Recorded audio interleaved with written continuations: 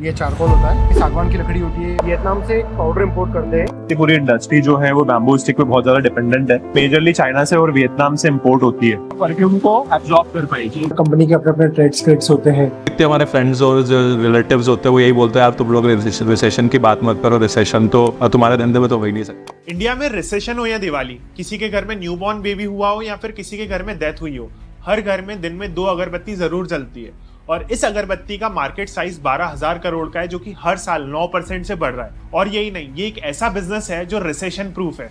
मतलब जब तक लोगों की भगवान में आस्था है, लोग अगरबत्ती जलाते रहेंगे। तो रिसेंटली मैंने मेरे फ्रेंड की फैक्ट्री विजिट की, भोजराज हर्बल्स, जो कि पिछले 30 सालों से अगरबत्ती मैन्युफैक्चर कर रहे हैं। और इस पूरे बिजनेस को समझा कि ये अगरबत्ती बनती कैसे, मार्केट डिमांड क्या है, फैक्ट्री सेटअप कॉस्ट क्या है, बनाने में क्या कॉस्ट आती है, प्रॉफिट्स कितने हैं, और इवन इस बिजनेस के चैलेंजेस और नेगेटिव्स क्या हैं। और तो और गवर्नमेंट से आपको कितनी और कैसे सब्सिडीज मिल सकती है। अगर आप भी एक ऐसा बिजनेस सेटअप करने की सोच रहे हैं तो इस वीडियो में आज आपको इस बिजनेस से रिलेटेड हर डिटेल्स मिलने वाली है। हो गया विजय, जैसे ये अपने अगरबत्ती के अंदर चारकोल होता है। ठीक है, ये चारकोल होता है। ओके।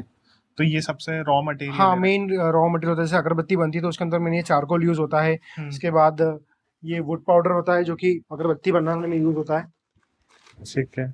ये जो अपनी सागवान की लकड़ी होती है, उसका वुड पाउडर होता है। तो विजय, चारकोल भी अपने इंडिया के अंदर काफी मात्रा में अवेलेबल है। और जो कि ये जो वुड पाउडर है, जो कि सागवान की लकड़ी का रहता है, ये भी अपने यहाँ काफी मात्रा में अवेलेबल है। तो इन दोनों का मिक्सचर जो होता है, उनसे 2 मिक्स बनता है। और उसके बाद देन इस प्रोसेस के अंदर अपन इसको रिफाइन करते हैं। ओके। इसको रिफाइन करना इसलिए, जैसे जब फॉर एन एग्जांपल, जब अलग अलग कलर की बत्तियां होती है, एक ब्लैक कलर की बत्ती होती है और एक व्हाइट कलर की बत्ती होती है, तो दोनों ये जैसे पाउडर, ये चारकोल है और ये दोनों मिक्स होता है। नहीं, एक्चुअली ब्लैक बत्ती के अंदर क्या होता है कि सिर्फ चारकोल और वुड पाउडर यूज होता है। और जो व्हाइट बत्ती बनती है उसके अंदर हम लोग वियतनाम से पाउडर इंपोर्ट करते हैं। वो भी एज ए वुड पाउडर ही रहता है, बट वो वहाँ की लकड़ी का होता है। ओके, ठीक है। और व्हाइट बत्ती उसी से बनती है। और इन दोनों का अलग अलग कुछ यूटिलाइजेशन है क्या? मतलब कि फॉर एन एग्जांपल, अगर ये वाला मटेरियल है चारकोल है, तो इसका काम कुछ और है और उस वाले का काम और कुछ है। इसलिए क्योंकि क्या होता है, प्योर चारकोल की बत्ती इसलिए नहीं बनाते क्योंकि हमको बत्ती के अंदर का एब्जॉर्प्शन भी चाहिए होता है। लाइक अगर हम बत्ती को परफ्यूम के अंदर डुबा रहे हैं तो बत्ती के अंदर एक अमाउंट का परफ्यूम भी जाना चाहिए। अगर ओनली चारकोल की बत्ती बनाएंगे तो उसके अंदर एब्जॉर्प्शन नहीं आएगा। इसलिए हम एक वुड पाउडर यूज करते हैं, सैंडलवुड यूज करते हैं। एक अच्छी क्वालिटी का वुड पाउडर यूज करते हैं, जो कि उसकी फ्रेग्रेंस को एनहांस करने में भी हेल्प करता है। ये T1 पाउडर होता है जिसपे व्हाइट बत्ती बनती है, जो कि हम वियतनाम से डायरेक्ट इंपोर्ट करते हैं। अच्छा। हाँ, जितनी भी व्हाइट बत्ती बनती है वो सारी इसी पाउडर से बनती है। ओके, ठीक है। तो मेन ये आपका हो गया रॉ मटेरियल। हाँ, ये रॉ मटेरियल प्रोसेस हो गया। देन हमारा यहाँ पे सैंडलवुड और चारकोल को इसमें डालते हैं। ये पाउडर मिक्स होने के बाद इसको हम लोग रिफाइन करते हैं। ओके। ताकि इसमें ऐसे कोई भी ऐसे जो आर्टिकल्स हो जो वो रह जाए, छन जाए पूरा माल। क्योंकि अगर छोटे से छोटे पार्टिकल्स भी रह जाते हैं तो ऊपर मशीन में प्रॉब्लम देते हैं, प्रोडक्शन में तकलीफ आती है।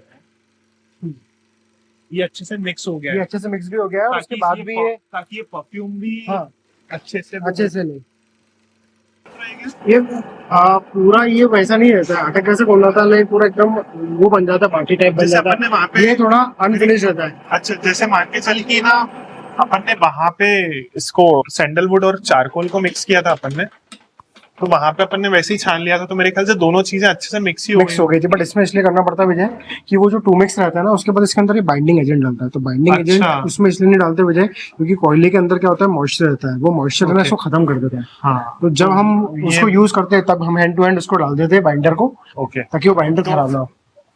उसके बाद वो वहां से मिक्सर के बाद मिक्स होने के बाद इसके बाद ये बाइंडिंग यूज होता है। बाइंडिंग एजेंट है, वो बाइंडिंग एजेंट्स के साथ ये करता है, फिर वो उसकी पूरी डोबिंग होती है। हाँ, ठीक है।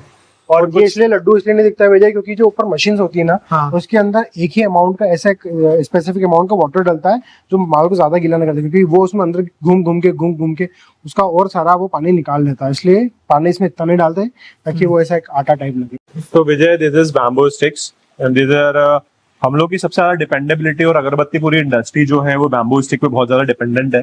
क्योंकि बैम्बू स्टिक मेजरली चाइना से और वियतनाम से इंपोर्ट होती है। एक्चुअली इंडिया में भी वो बैम्बू होता है, लेकिन बैम्बू इतना प्रिसाइज और इतना नहीं है, क्वालिटी एफिशिएंट नहीं है, जिसकी वजह से हम यहाँ पे बैम्बू स्टिक बना पाए।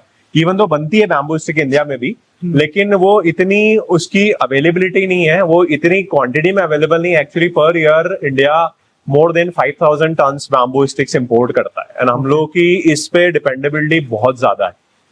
और ये सबसे major raw material, one of the major raw material है अगरबत्ती बनाने का, क्योंकि इसके बिना आप अगरबत्ती नहीं बना सकते।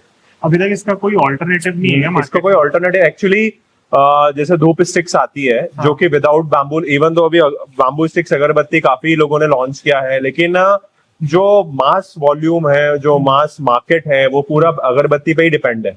करेक्ट है। और अगरबत्ती कौन सी वाली? बैम्बू वाली। इवन तो कई धर्मगुरुओं ने इस बात पे भी चीज चर्चा की है कि यार अगरबत्ती में बांस होता है, बांस जलाना चाहिए नहीं जलाना चाहिए, but it's all just a myth.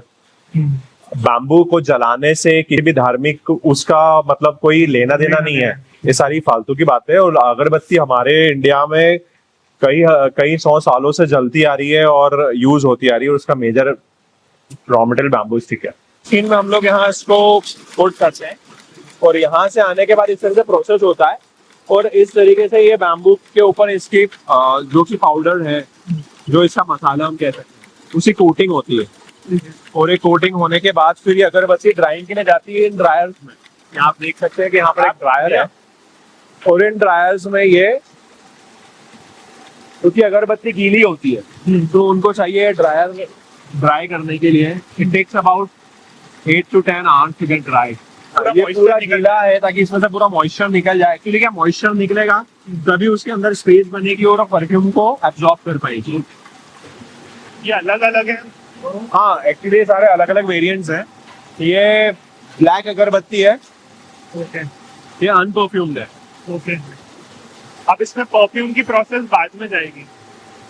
ये व्हाइट अगरबत्ती है, ये भी अनपरफ्यूम्ड है और उसको कह सकते हैं रॉ अगरबत्ती है ये। तो साला जैसी हम लोग की रिक्वायरमेंट होती है उस हिसाब से हमारा मैन्युफैक्चरिंग रहता है। जिस प्रोडक्ट की जैसी रिक्वायरमेंट है उस हिसाब से। तो जैसे अपनी अगरबत्ती बनती है उसके बाद ड्राइंग होती है, उस प्रोसेस के बाद इसकी मेन प्रोसेस स्टार्ट होती है परफ्यूमिंग की। परफ्यूमिंग का ऐसा रहता है विजय की सब हर कंपनी के अपने अपने ट्रेड सीक्रेट्स होते हैं। जैसे साइकिल ब्रांड जैसे अगरबत्ती, साइकिल उनकी ब्रांड है, परफ्यूमिंग की वो अलग होती उनकी है। प्रोसेस एक अलग होती है।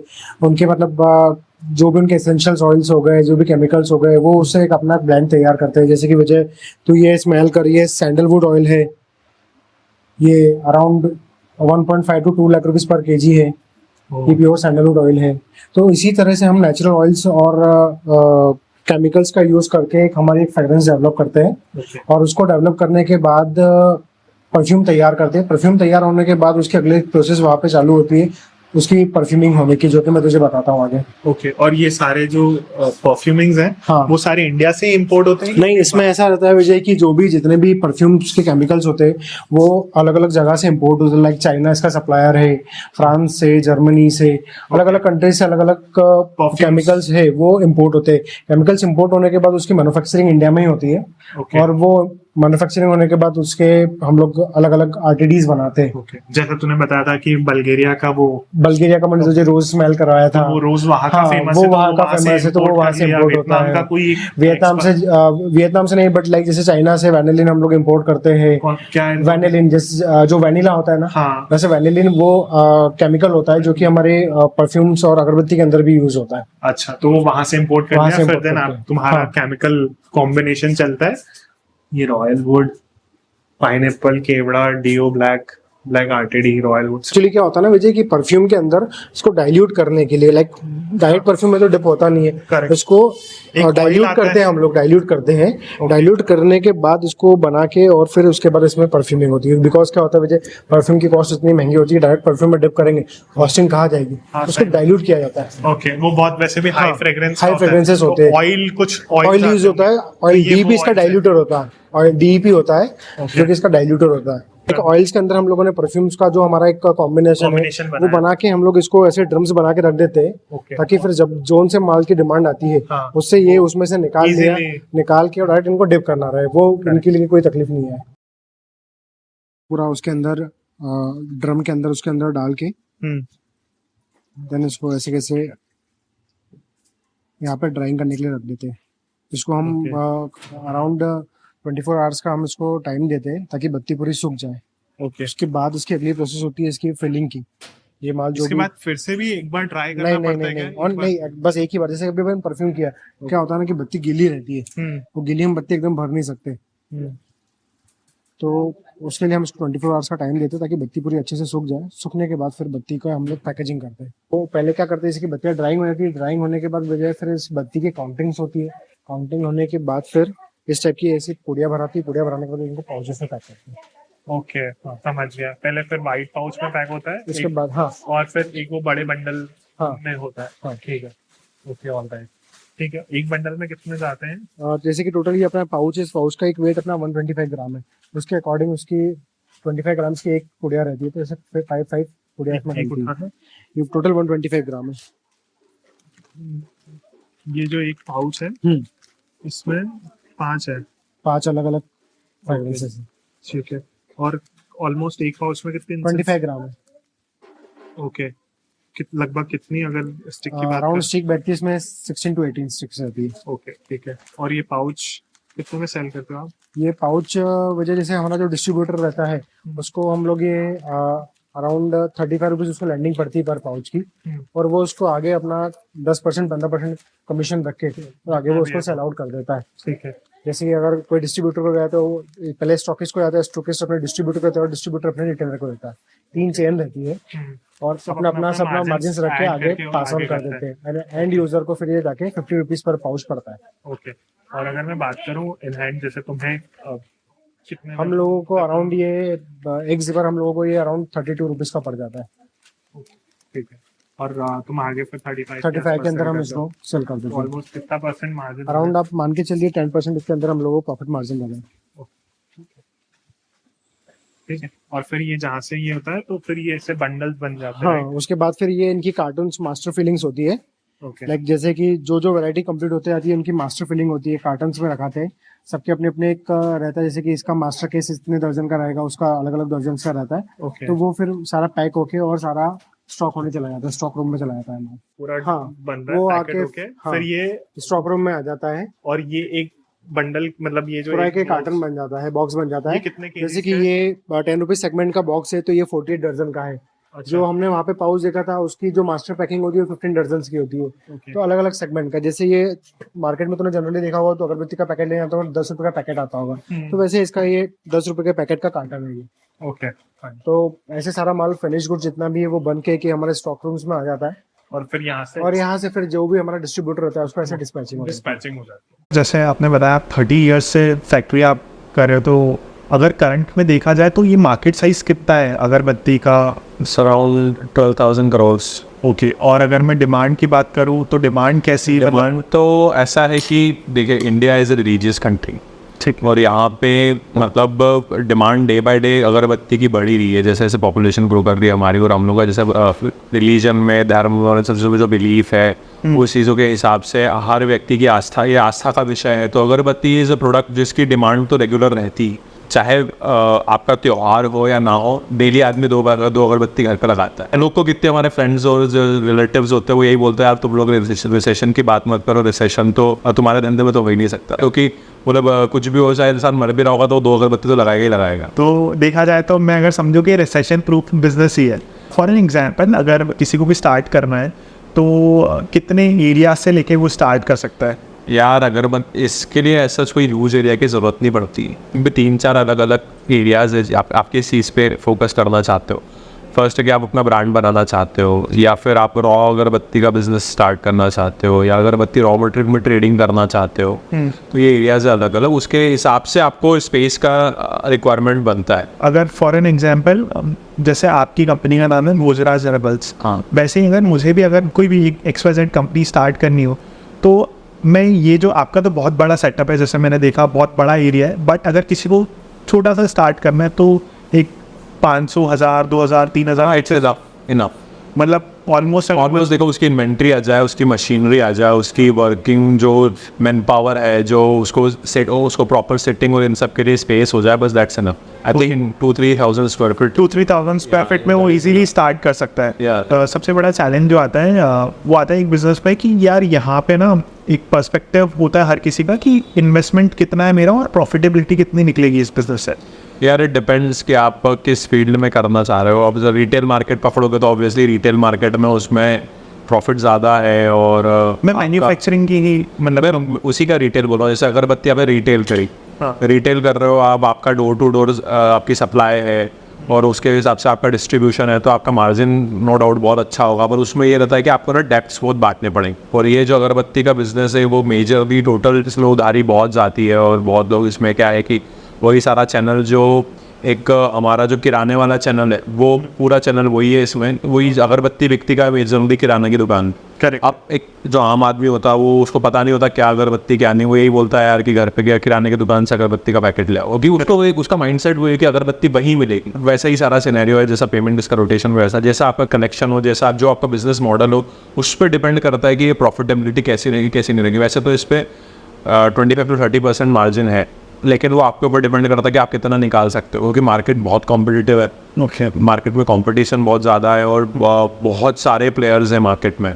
Also depend on your strategy, your statics, कि आप किस तरीके से अपना बिजनेस को बिल्ड करते हो, किस तरीके से किस डायरेक्शन में लेकर के जाते हो और किस तरीके से उसके स्टैंड करते हो, और कहाँ प्रॉफिट लेके स्टैंड होते हो कि नहीं यार this is my break even और this is my milestone that I have to reach. आपने मार्जिन्स तो मेरे को पता है अप्रॉक्सीमेटली 25 to 30% मार्जिन्स हैं, बट अगर मैं बात करूँ for an example as an initial investment की, विच कम्स लाइक कि एक अगर मैं स्पेस की भी मैंने बात कर ली जिसमें इनिशियल इन्वेस्टमेंट में आता है वर्किंग कैपिटल होता है, एक फिक्स कैपिटल। मशीनरी की कॉस्ट कितनी आएगी अगर किसी को सेटअप करना है तो?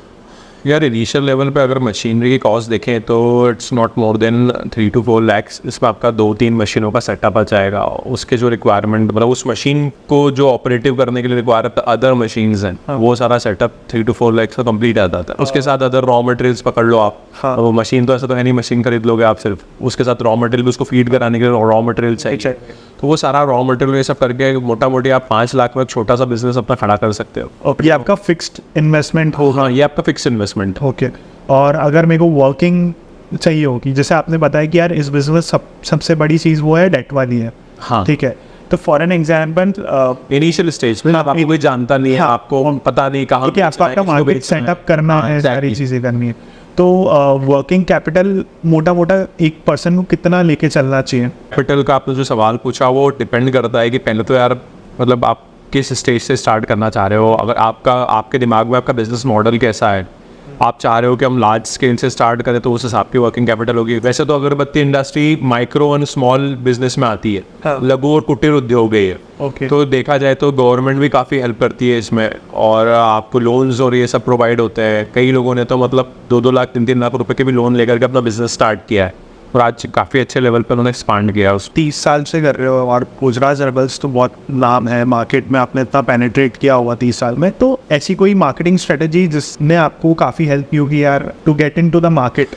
यार जितना ज़्यादा आप अपने डीलर डिस्ट्रीब्यूटर उन लोगों से टच में रहोगे, जितना ज़्यादा उन लोगों की डिमांड्स को समझोगे, और उसके बाद फिर उस फर्स्ट टूल है सो क्वालिटी। आपका अपनी क्वालिटी प्रोडक्ट की ऐसी हो तो किसी कस्टमर से रिपीट डिमांड है। आपका अगर प्रोडक्ट में दम नहीं है और प्रोडक्ट में आप कितनी भी स्कीम्स दे दो, कितना भी ऑफर दे दो, वो एक समय तक चलता है, उसके बाद वो खत्म हो जाता है, मार्केट से वैनिश हो जाता है। Because the customer doesn't want to buy it for the third time. पहली बार वो ऑफर के चक्कर में लेगा, दूसरी बार भी चलो ठीक है ऑफर के चक्कर में से ले लिया, लेकिन वो थर्ड टाइम क्वालिटी बहुत मैटर करती है इसमें। जो तो इसका फर्स्ट टूल ये है कि be precise on your quality. आपका प्रोडक्ट क्वालिटी ओरिएंटेड होना चाहिए कि नहीं यार, आप अगर आपका नाम है तो नाम इसलिए कि यार इनके माल में क्वालिटी, इनके माल में दम है। सेकेंडली होता है कि आप अपने डीलर डिस्ट्रीब्यूटर से अगर आप मार्केट बढ़ाने की बात करें, बिजनेस को आप एक्सपांशन की बात करें, तो एक्सपांशन पे ये बोलूँगा कि जितना ज़्यादा आप कस्टमर की नीड्स और उसकी वांट्स को समझ करके उसको प्रोडक्ट डिलीवर करोगे, उतना ज़्यादा आपके लिए एक्सपांशन ईजी हो जाएगा। उसके बाद जो आपमें जो सेकंड टूल है आपका हेल्पिंग हैंड है, वो आपका है सुपर स्टॉकिस्ट, डीलर, डिस्ट्रीब्यूटर, जो आपका मार्केटिंग चैनल है। उन लोगों के साथ आप जितना मिंगल होकर के उनकी डिमांड्स को समझ करके उनकी नीड्स एंड वांट्स को फुलफिल करते हुए जितना आगे बढ़ोगे, वो उसके सेकंड स्टेप में आपके लिए वो फिर हेल्पफुल रहेगा। ओके, सिंपली समझो तो जैसे हर एक बिजनेस जो होता है, जो कि एक प्रोडक्ट ओरिएंटेड बिजनेस होता है, उसमें वो एक पूरी हायरार्की होती है व्हिच इज लाइक कि डिस्ट्रीब्यूटर और उसमें सारा पूरा नेटवर्क होता है। सॉल्व किए जो ये जो बिजनेस है पूरा ये पूरा नेटवर्क पे चलने वाला बिजनेस है। आज आप एक्चुअली क्या है कि ये जो प्रोडक्ट है, अभी बहुत लोगों के मन में एक गलत फहमी है या इसको एक मिथ कह लो कि अभी जब से ऑनलाइन मार्केट स्टार्ट हुआ है, अब सब लोग बोलते हैं यार why don't you go on online market and why don't you try online market. We as of now we are already available on the online market. But क्या होता है कि ऑनलाइन मार्केट का एक वॉल्यूम है। ऑनलाइन मार्केट का ऐसा है कि अब अगरबत्ती जो है ना एक बहुत छोटा प्रोडक्ट है। अब इट्स लाइक कि एक 10 रुपये का पैकेट आता है, लेकिन अब जो ऑनलाइन आप प्लेटफॉर्म पे जाते हो तो उन प्लेटफॉर्म पे खुद के भी कुछ खर्चे होते हैं। तो उन खर्चों को आपको जस्टिफाई करने के लिए और उन सब चीज़ों को मेड करने के लिए आपको आपका प्रोडक्ट की कॉस्ट उस लेवल तक या उस पर्टिकुलर एक स्टेज तक होनी चाहिए। तो ये मेरी पर्सनल ऑब्जर्वेशन है कि जो 250-300 रुपए से ऊपर का प्रोडक्ट होता है वही उसको सस्टेन कर सकता है। और आपको अगर इस छोटे प्रोडक्ट को लेकर के जाना है तो आपको यही चैनल के थ्रू आप सक्सेसफुली और वॉल्यूम में आप इसी चैनल के थ्रू इस पर्टिकुलर प्रोडक्ट पे काम कर सकते हो। क्या ना, जब आप ऑनलाइन जाते हो तो मैंने खुद बिजनेसेस किए हैं और मैंने खुद ये देखा कि जब मैं 10 रुपये का कवर 100-150 में बेचता था तो मेरे को नुकसान होता था, क्योंकि डिलीवरी चार्जेस होते हैं। उसके बाद अमेजन फ्लिपकार्ट खुद की उनकी एक इनिशियल एक फीस होती है, फिर या उनका मार्जिन होता है, उनका कमीशन होता है। फिर वो अगर प्रोडक्ट रिटर्न आ जाए तो वो एक बहुत बड़ा रिस्क। तो फिर भी ठीक है कि आपने एक बार दे दिया तो कोई नहीं करेगा। नहीं रिटर्न आते हैं, हम लोग को बहुत रिटर्न आए। क्या होता है, कस्टमर मंगा लेता है, पैकेट खोलता भी नहीं और रिटर्न कर देता। ऐसी कोई गवर्नमेंट सब्सिडी वगैरह दे दी है आपको? There are lot of subsidies, there are lot of schemes. जैसे कि हमारा, मैंने आपको पहले बताया कि हमारा जो बिजनेस है वो एक MSME मीडियम और स्मॉल एंटरप्राइज के अंतर आता है। तो हिंदी में बोलते हैं लघु और कुटीर उद्योग में आता है। इसमें मेजरली उन लोग का ये रहता है कि आप ज़्यादा से ज़्यादा जॉब प्रोवाइड करो लोगों को, ज़्यादा से ज़्यादा रोज़गार दो, और उसके लिए सरकार सब्सिडीज़ देती है, लोन्स देती है। There are lots of schemes. वो डिपेंड करता है कि आप किस स्कीम के अंदर जाना चाहते हो, किस स्कीम के अंदर आप फिट हो रहे हो, आपका क्या टारगेट है। बहुत सारी स्कीम्स होती है इसमें, वो आपको एक्सप्लोर करना पड़ेगा कि क्या है, in which scheme we are getting to fit in. एक दिन में अगर मैं प्रोडक्शन की बात करूं तो कितना प्रोडक्शन हो जाता है और कितने प्रॉफिट्स एक बंदा जनरेट कर सकता है? डिपेंड्स अगेन कि आपका कितना बड़ा सेटअप है। अब जैसे अभी हमारी सेटअप की बात करें तो we are having about 50 to 55 machines, और वो आज एक दिन का ये मान के चलिए कि 4 to 5,000 kgs ऑफ अगरबत्ती वो प्रोड्यूस करती है। उसके बाद उसका आगे का प्रोसीजर होता है और उसके हिसाब से फिर आगे माल बन के जाता है। तो प्रॉफिट अगर इस तरह से निकालने की बात करें तो वो वैसे तो अगर आप जो मैंने बताया कि 25 to 30% मार्जिन वाला ये बिज़नेस है, और उस हिसाब से सारा जो चैनल चलती है उस हिसाब से आपका डेली प्रोडक्शन कितना और आपकी डेली डिमांड कितनी है उस पर डिपेंड करता है। Coming to the major part, जहाँ पे ना सबको ये तो दिखता है कि हाँ 30% मार्जिन है, सारा बिजनेस अच्छा है, हर घर में यूज़ हो रहा है, वो सारी चीज़ें। प्रॉस तो सबको पता ही है, और भी कोई प्रॉस है तो मेरे को नहीं पता, आप अगर बता पाओ तो। बट नेगेटिव साइड्स भी मुझे जानना चाहिए। किसी को अगर ये बिज़नेस स्टार्ट करना है तो किन चीज़ों का उसको स्पेशली ध्यान देना है कि यार ये चीज़ें तो आपको ध्यान में रखनी चाहिए, नहीं तो आपका बिजनेस डूब सकता है? Look, if you are talking about the brand, if you want to build a brand, then you must have focus on the first thing, like you must have focus on the product quality. ठीक है। And then another thing which is parallelly equal, or you can say vice versa of that, the price of the product. यार आपने pro quality बहुत अच्छी बना ली, suppose करो आपने 100 रुपये की कोई चीज़ बना ली जो कि मार्केट में 10 रुपये में बिक रही है, तो आपसे कौन खरीदेगा? वो आप ये बोल के बेचोगे यार मेरी तो क्वालिटी सबसे अच्छी है, nobody will buy. So you have to be competitive on the price as well as you have to give some good quality. At that time you might have, for starting the business, for grow, you might have to compromise with the profits as well. और कोई ऐसा negative point जैसे आपने बताया कि date इसमें? Negative point इसमें ये है कि जो मैंने आपको चैनल्स बताया कि आपको इसी चैनल्स के थ्रू जाना पड़ता है, तो कई बार उसमें क्या होता है कि पूरा जो चैनल है पूरा डेप्थ पे चलता है। ऐसा है कि अभी बहुत सारी बड़ी कंपनीज हैं, they are the giants of our industry, who started selling their goods in advance. They have created an advance market, but वो सिर्फ उन लोगों के लिए पर्टिकुलरली, क्योंकि उन लोगों को लोग जानते हैं, they are since they are in the industry और they are in the market since last 75 to 50 years, 75 like Cycle Agarbatti, Zed Black, and there are many more brands. So they are selling their goods in advance. तो उनके लिए वो hurdle इसलिए नहीं हो कि वो ऑलरेडी सारी चीज़ें क्रॉस कर चुके हैं। They already have created a huge name in the market, people know them what they are and what they is. But if you are new, you want to create your own name, so you have to go through all these struggles, and the major thing is the bad debts. पैसा बहुत डूबता है। जो इसमें dealer distributors होते हैं वो बहुत पैसा खा जाते हैं कई बार। लोगों को मतलब बोलना नहीं चाहिए, लेकिन आपका समय खराब है सपोज करो तो अच्छे लोग भी पैसा नहीं देते। वेदर का कई बार हमारे साथ बहुत प्रॉब्लम होता है, लेकिन उसके लिए क्या मॉडर्न इक्विपमेंट्स और मॉडर्न टेक्निक्स है, तो दैट डजंट वो इतना अफेक्ट नहीं करता है। क्योंकि पहले क्या होता था कि जब अगरबत्ती हाथ से बनती थी तो बारिश के समय वो सूख नहीं पाती थी। आज हमारे पास, हमने आपको जो दिखाया, हमारे पास स्टीम ड्रायर्स, वो स्टीम से और वुड फायर से सारा अगरबत्ती को सुखाते हैं और सारा करते हैं। तो ये एक बड़ा इंफ्रास्ट्रक्चर हमारे पास है। लेकिन जो इनिशियल स्टेज पे स्टार्ट कर रहा है या करना चाहता है जो, तो उसके लिए सारे चैलेंजेस आएंगे। वो मॉइस्चर आ जाता है। मॉइस्चर एक्चुअली क्या होता है कि जो अगरबत्ती होती है ना, वो पहले गीली होती है, फिर उसको हम ड्राई करते हैं।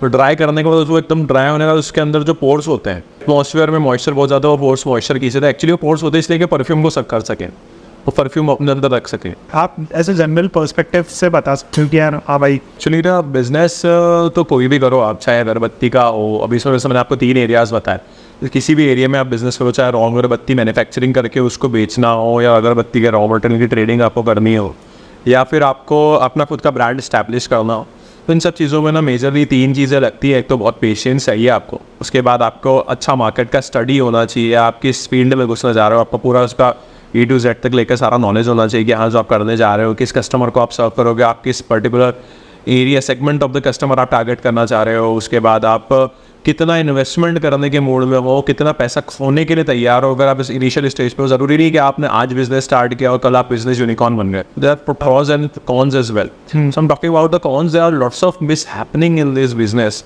These days, so you must be very careful each and every stage. आपको अपनी फाइनेंशियल प्लानिंग अच्छी करनी होती है, आपको अपनी मार्केटिंग प्लानिंग बहुत अच्छी करनी होती है इसमें। उसके बाद आपको पता होना चाहिए आपको कस्टमर कौन है, कौन लेने वाला है, क्या करने वाला है। ये सारी चीज़ों का ध्यान रखते हो अगर कोई सा भी बिजनेस किया जाए तो आपको सक्सेस मिलेगी। और सबसे अच्छी बात, आपका बिजनेस पे आपका पूरा फोकस होना चाहिए, music focus on your business. और एक बात मैं कहना चाहूँगा कि कोई भी बिजनेस खुद करना है तो आप खुद उसमें इन्वॉल्व हो, साथ ही साथ एक स्टेज के बाद आप उसकी ड्राइविंग सीट पर तभी बैठ सकते हो जब उसको आप मैनेज करना सीख जाओ। मालूम पड़ा कि मैन्युफैक्चरिंग भी आप कर रहे हो, पैकिंग भी आप कर रहे हो, परफ्यूमिंग भी आप कर रहे हो, सब चीज़ आप कर रहे हो, कस्टमर को भी आपको हैंडल करना है। So that's not the thing. वो एक छोटे से एक फायर फाइटिंग ट्रैप में आप फंस के रह जाओगे। तो स्केलिंग तभी हो सकती है कि जब आप उसको, आप लोगों को ऐड करते जाओ। Team building is a major part in the business. जितनी अच्छी आप टीम बिल्ड करोगे उतना आप ग्रो करोगे। थैंक यू सो मच, काफ़ी कुछ सीखने को मिला मेरे को।